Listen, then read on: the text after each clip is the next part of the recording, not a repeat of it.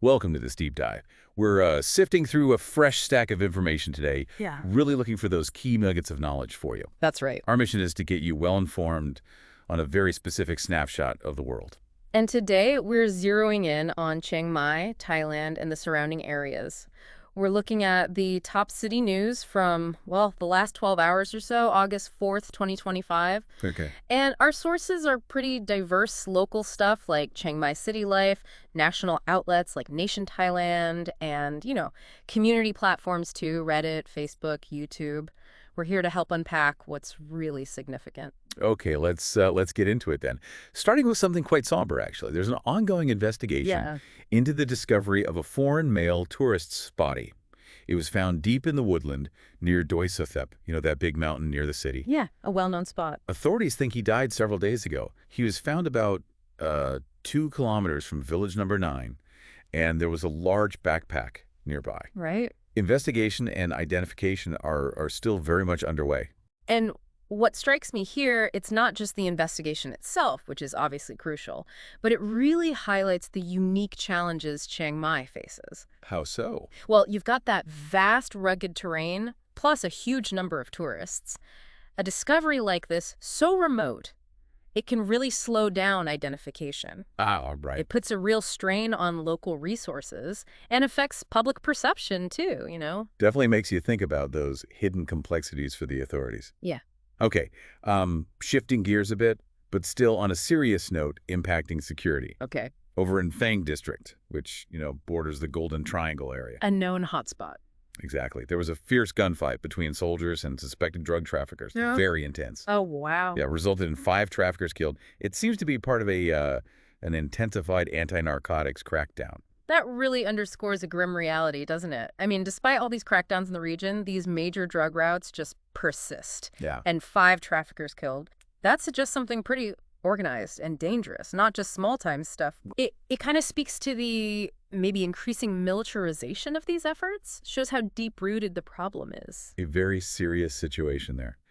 And speaking of public safety, but maybe more on the urban side of things, this next item shows how everyday life can throw up unexpected challenges. A newly reported sinkhole. Ah, I saw mentions of this. Yeah, it opened up at the northwest corner of the city's outer moat road. The local community immediately put out warnings about street safety there. We saw this pop up on Reddit, Facebook, YouTube. It's actually fascinating how fast communities mobilize online now for this kind of real-time safety info. It's Yeah. not just, a sinkhole. It brings up questions about the city's infrastructure, right? Yeah. Especially after maybe recent weather events. Good point. Makes you wonder how much people now rely on social media for urgent safety news, maybe even more than traditional channels sometimes. It feels like that peer-to-peer communication is becoming really, really key. And staying on that theme of natural hazards, following Tropical Storm Olaf Right. recently, it's clear vigilance is still critical. Floodwaters are going down in several northern provinces, which is good news. Okay. But the Disaster Prevention Agency is still monitoring, still reinforcing barriers in vulnerable areas, and that includes Chiang Mai. It's not just about the immediate storm aftermath, is it? No. This really highlights the long-term ongoing vigilance needed after the storm. It's a reminder that even when the immediate threat passes, those preventative measures are absolutely crucial for, well, regional resilience. It's a constant effort. A continuous cycle. Yeah. Now, shifting to something that really highlights the city's cultural side, its commitment there. Repairs are underway for the historic wall at Wat Lam Chang. Oh, the 50-year-old wall. That's the one. It suffered some structural damage recently. Restoration efforts are expected to start immediately. That's quite striking, the swift action they're taking to protect these landmarks. It is. It's not just fixing a wall, is it? It's a very visible sign of commitment to preserving cultural heritage. And given its age, its significance, it just underlines the constant effort needed to maintain these ancient structures. It's a huge part of Chiang Mai's identity. Absolutely. Yeah. And finally, just for a touch of community life, sort of balancing out these more pressing issues. Okay. There's a public meditation session scheduled for today, August 4th, from 12:30 to 3:20 p.m. at Wat Chang Yuen temple. Oh, nice. Yeah, locals are invited to participate. Just a note about respectful dressing. We saw this shared quite a bit on Facebook. That gives such a valuable glimpse into the daily life, the spiritual practices that really anchor the community amidst everything else, you know? Yeah, It's a good reminder that even with serious incidents or these bigger geopolitical things happening, the rhythm of local life, culture, spiritual well-being, it just continues. It offers a kind of quiet counterpoint to the headlines. that's a really powerful way to put it. Okay, so let's broaden the view now. Let's look beyond Chiang Mai's immediate borders Yeah. at the broader regional context. Right. Specifically, the ongoing tensions between Thailand and Cambodia. Thailand's foreign ministry has publicly urged Cambodia to stop spreading what they call disinformation about border clashes. Disinformation. That's strong language. It is. They're emphasizing that Cambodia was the initial aggressor, according to the reports we saw. What's really significant there is the diplomatic rhetoric itself, using that term disinformation explicitly. Yeah. Well, it's a key part of modern geopolitical disputes. It suggests Thailand isn't just trying to manage things on the ground, but also control the narrative internationally. It's like fighting an information war alongside the border issue. Interesting angle. And in a related development, the Second Army chief reaffirmed that Chiang Mai, that specific area, lies within Thai territory. Okay. And he denied accusations that Thai forces violated the ceasefire by taking the area. This really gets to the core of these territorial claims, doesn't it? And the challenges of managing border disputes where you have these clashing narratives, these counterclaims. Definitely. The chief's statement, it's designed to assert sovereignty, to directly push back against the Cambodian claims. It shows how critical military leadership is in shaping the official stance in these, well, high-stakes situations. Very high stakes.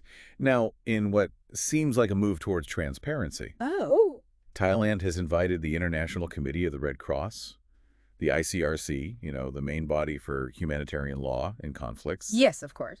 and the UN Office of the High Commissioner for Human Rights, the UN OHCHR, to inspect the condition of Cambodian troops currently in Thai custody. Wow. Okay, that level of transparency is, well, it's quite strategic and maybe a bit rare in these situations. Seems like it.